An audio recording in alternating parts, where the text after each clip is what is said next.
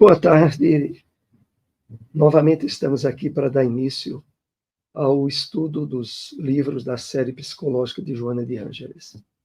Estivemos comentando nos últimos encontros o livro Psicologia da Gratidão, que é o último livro da série psicológica de Joana de Ângeles.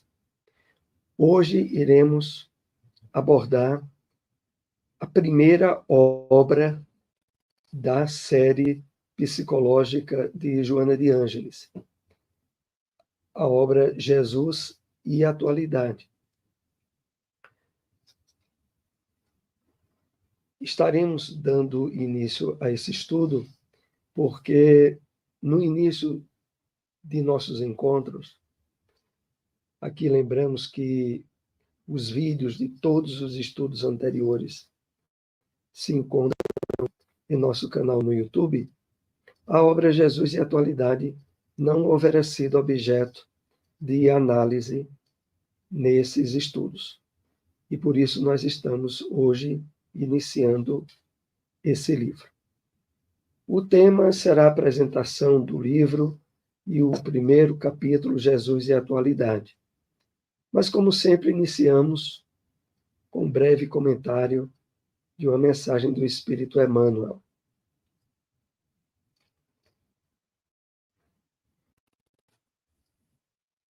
Do livro O Evangelho comentado por Emmanuel, comentário às cartas de Paulo, a passagem da primeira carta, segunda carta aos Coríntios, capítulo 3, versículo 16.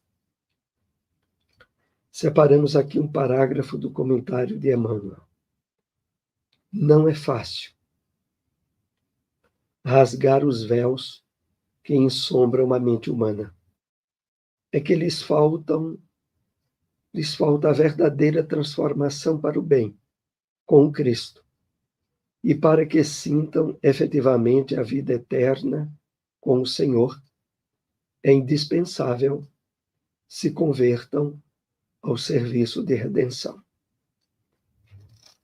Essa passagem da segunda carta de Paulo aos Coríntios, capítulo 3, versículo 16, é aquela passagem onde o apóstolo assinala: e quando se converterem ao Senhor, então o véu se lhes tirará. Retirar os véus que ensombram a mente humana é descortinar para ela o entendimento, a compreensão, a certeza da realidade espiritual da vida. Mas aqui, Emmanuel nos convida a um entendimento mais profundo, sobretudo em relação à palavra converter, quando ele lembra aqui de que é indispensável se convertam ao serviço de redenção. E aqui entendemos o seguinte: conhecer a realidade da vida espiritual, ser ou estar presente em fenômenos mediúnicos, constatar através de fatos a realidade da vida que continua depois do túmulo. Todos esses fatos em si, ou somados, ainda não significam conversão.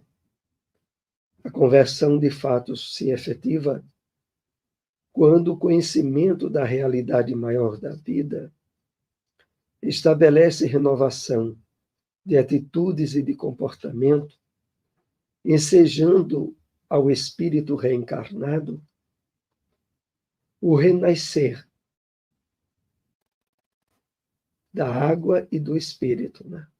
Da água em relação à matéria biológica, ao corpo material, do espírito pelo despertar perante o conhecimento do Evangelho de Jesus, a realidade da vida espiritual. Então, aí se dá a conversão. E aí, de fato, se efetiva o rasgar dos véus que sobram à mente humana e que faz com que ela, distanciada da compreensão das leis divinas, tateie na escuridão de vícios e desequilíbrios, de atitudes instintivas e condicionadas à ilusão da matéria, que embota os seus sentidos espirituais. Mas vamos então para o início da nossa temática dessa tarde, no livro Jesus e Atualidade, que lembramos sempre o objetivo maior aqui é estimular a leitura do livro. Comentaremos alguns tópicos, alguns parágrafos que nos chamaram mais atenção. Mas busquemos adquirir o livro.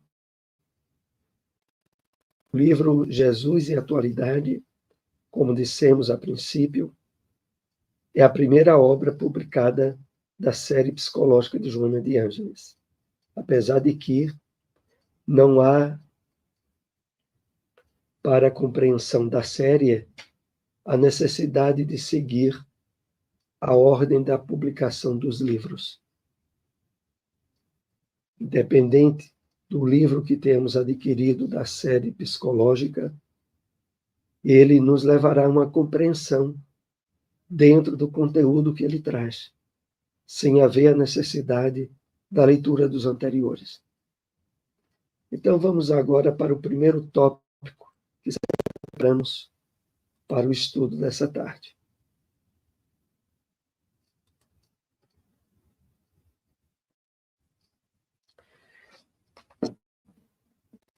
A atualidade do pensamento de Jesus surpreende os mais cépticos estudiosos da problemática humana.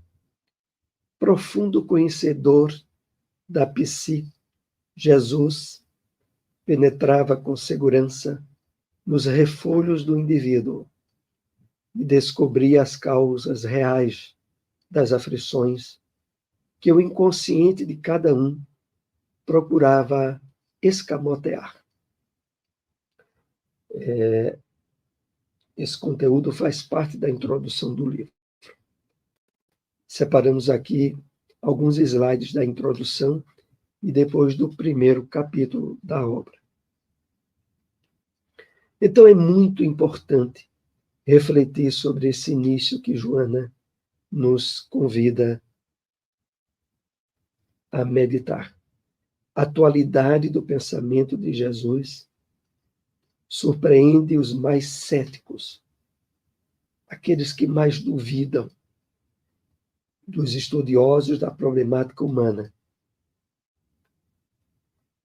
E surpreende porque, cada vez mais, ao se analisar e estudar o conteúdo expresso nos evangelhos, nas cartas dos apóstolos sobre a vida de Jesus, abre-se sempre possibilidades novas de aprofundamento e de aprendizagem. E não é por outra razão que, em seguida, Joana coloca: Jesus penetrava com segurança nos refolhos, nas partes mais profundas do indivíduo, e descobria as causas reais das aflições, que o inconsciente de cada um procurava escamotear. Mas aqui é importante frisarmos: não só para os contemporâneos de Jesus esse fato se deu, se dá ainda nos dias em que estamos vivendo. Quando, de fato, sobretudo agora que temos recebido a luz do Consolador prometido por Jesus, que é a doutrina espírita, quando nos abrimos ao estudo e à reflexão do Evangelho do Cristo, e nos possibilitamos sensibilizar ao que ali lemos, abrem-se possibilidades e sensibilidades em nós, onde os espíritos benfeitores, o nosso anjo guardião também, vai nos facultando, através da intuição, da inspiração, advertências e detalhes para o nosso autoconhecimento, para percebermos meandros de esconderijo no nosso íntimo, aonde atitudes e ações que antes tomávamos de forma irrefletida e impensada, agora percebemos, ao receber as luzes do Evangelho, o erro e o desacerto que aquilo propiciava. E a nossa consciência vai nos chamando cada vez mais ao trabalho de retificação. Não poucas vezes, tentando fugir às advertências que já recebemos na nossa consciência, ao nos percebermos novamente em determinadas atitudes ou ações erradas, vem logo aquela advertência em nosso íntimo. Você sabia que não devia proceder desse modo. Você sabia que estava agindo errado.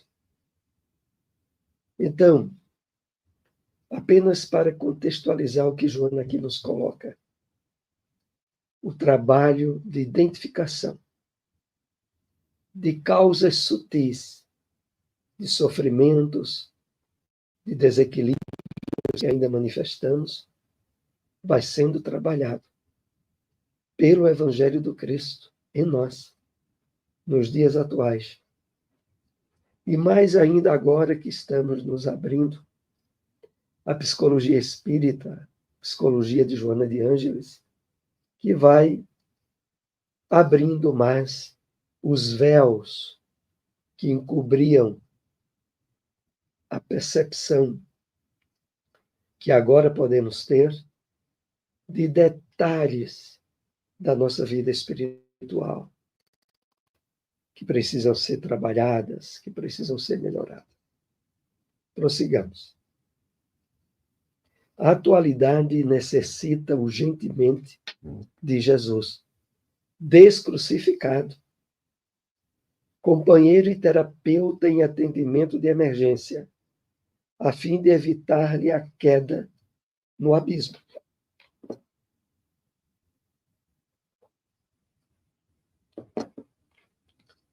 De fato, nunca tanto quanto nos dias de hoje, em que a humanidade vive um materialismo ainda galopante, com consequências devastosas para o nosso equilíbrio emocional, psicológico, espiritual, levando à pandemia da depressão e da ansiedade. Nunca foi tão urgente abrirmos-nos à atualidade do ensinamento de Jesus. Por isso, Joana coloca aqui urgentemente. E quando ela se refere de um Jesus descrucificado, ela se reporta, sobretudo, ao fato de precisarmos de um Jesus e do Jesus que caminha junto conosco, que nos abre perspectivas e entendimento renovador para a nossa caminhada atual como espíritos encarnados,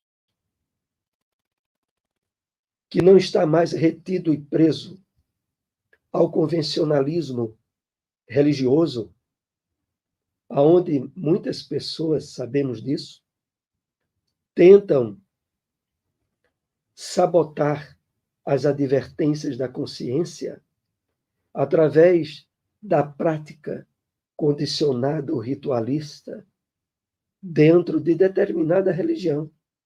E aqui podemos nos referir a todas elas, aonde a pessoa tentando anular os objetivos maiores do Evangelho do Cristo, que é o melhoramento moral e espiritual nosso, fica tentando utilizar de mecanismos condicionados a atitudes materiais como lenitivo, como subterfúgio mesmo ao trabalho renovador que já sente necessário fazer.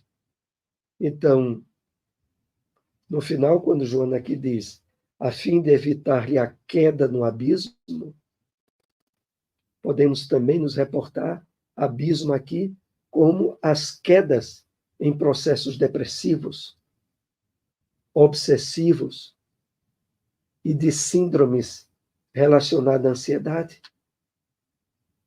É para evitar essas quedas no abismo que temos tanta necessidade urgente de Jesus descrucificado.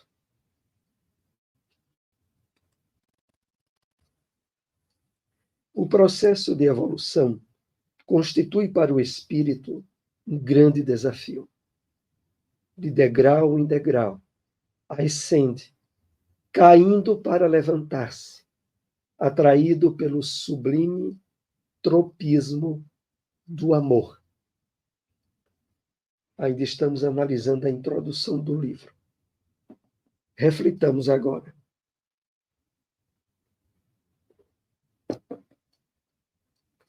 Joana nos chama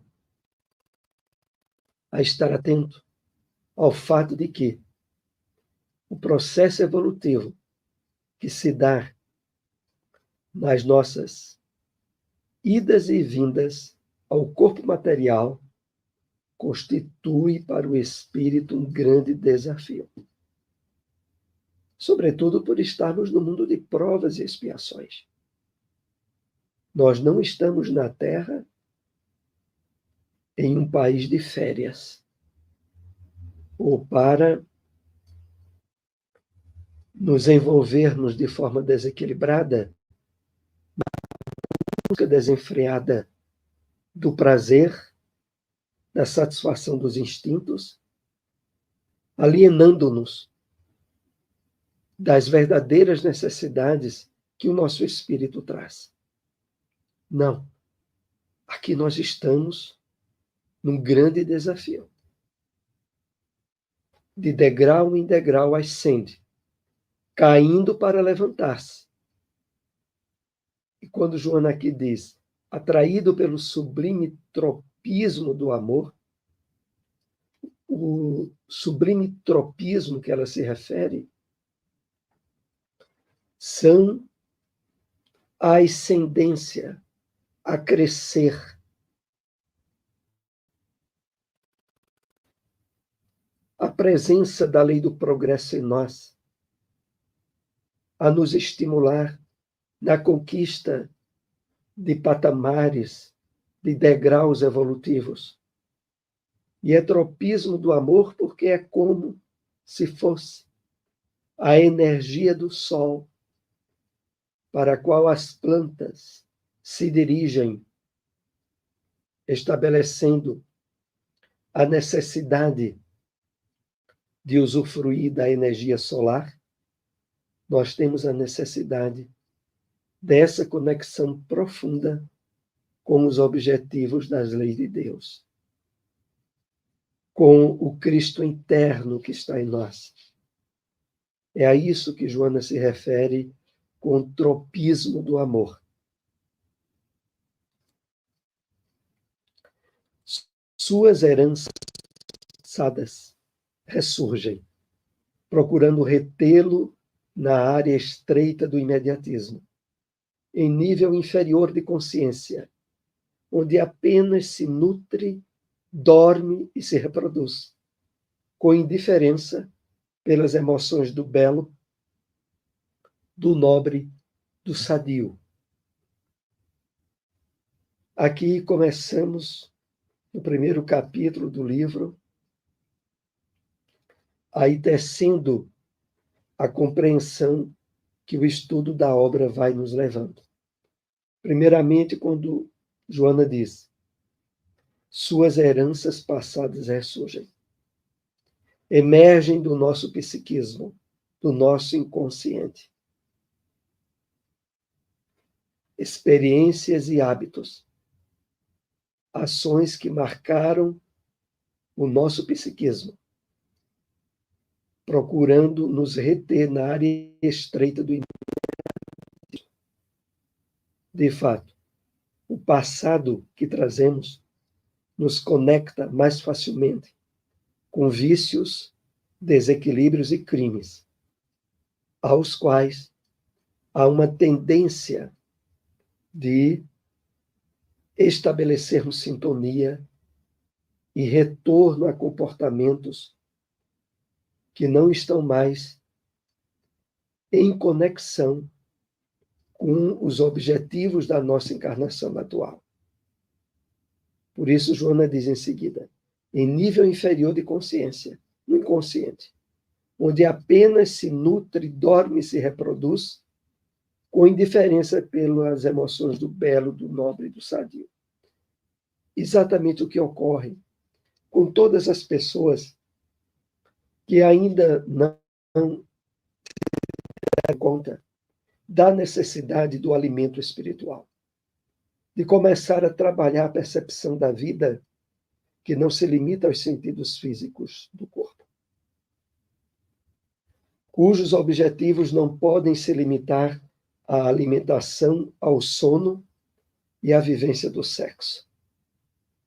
Porque emoções mais elevadas começam a nos atrair. É o tropismo do amor que anteriormente Joana se referia.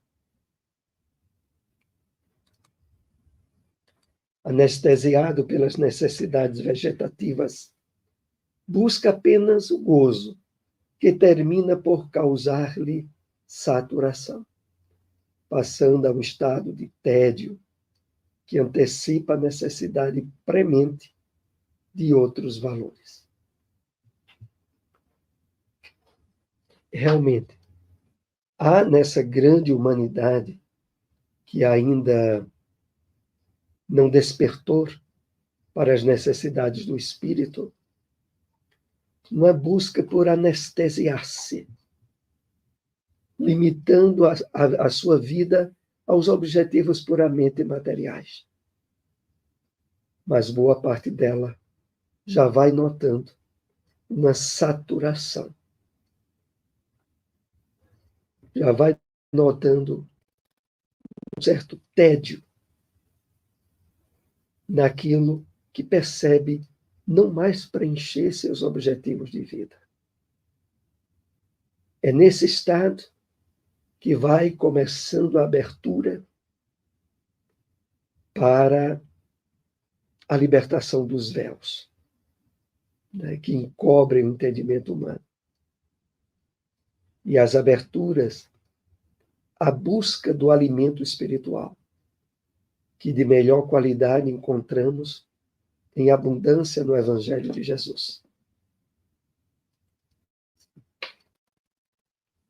Lentamente desperta para realidades que antes não a sensibilizavam. E, de repente, passam a significar-lhe meta a conseguir, sentindo-se estimulado a abandonar a inoperância. O psiquismo divino, nele latente, responde ao apelo das forças superiores e desatrela-se do cárcere celular. Então,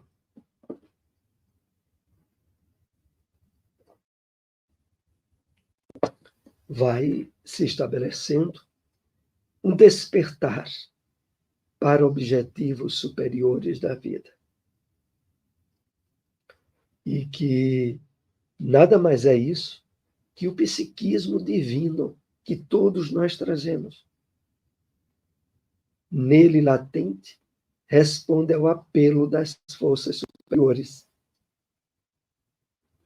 e desatrela-se do cárcere celular, significando que se liberta da busca restritiva de satisfações apenas para o corpo, para o cárcere celular, e passa a buscar metas e objetivos mais elevados.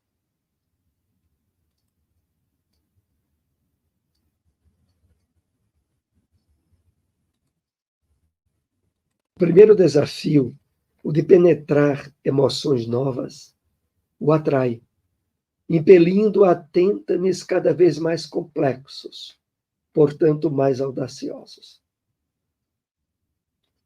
Então, à medida em que nós vamos buscando aproximarmos-nos dos objetivos espirituais da vida, a princípio pelo conhecimento, pelo despertar às lições do Evangelho do Cristo, emoções novas começam a nos penetrar. E nós passamos a nos sentir impelidos, se diria, empurrados, a tentames cada vez mais complexos, aflorando, claro, espaços para a prática da meditação, da caridade de forma mais extensiva, aonde essas emoções que antes não percebíamos passam a ser alvo de mais cuidadosa atenção por nossa parte.